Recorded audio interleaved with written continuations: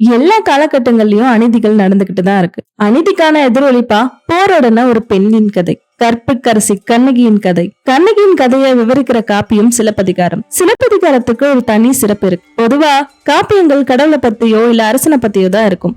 ஆனா சிலப்பதிகாரம் சாதாரண குடிமக்களை மையமா வச்சு இளங்கோவடிகளால எழுதப்பட்டது. சிலப்பதிகாரத்திற்கு இன்னொரு பெயரும் இருக்கு, குடிமக்கள் காப்பியம். 2000 ஆண்டுகளுக்கு முன்னாடி சோழ நாட்டோட தலைநகரமா காவேரி பூம்பட்டினம் இருந்துச்சு. காவேரி பூம்பட்டினத்துக்கு இன்னொரு பெயரும் இருக்கு, பூம்புகார். செல்வ செழிப்பான நாடு, வணிகத்துக்கு பெயர் போன நகரம். பூம்புகார்ல வாழ்ந்த வணிகர் மாசாத்துவானுக்கு கோவலன் என்ற மகனும் மாநாயகன் என்ற வணிகருக்கு கண்ணகியும் பிறக்கிறாங்க. கண்ணகியும் கோவலனும் செழுமையா நல்ல பண்புகளோட வளர ஆரம்பிக்கிறாங்க. கோவலனும் கண்ணகியும் தன் நண்பர்கள் மூலமா ஒருத்தரை பத்தி ஒருத்தர் தெரிஞ்சுக்க ஆரம்பிப்பாங்க.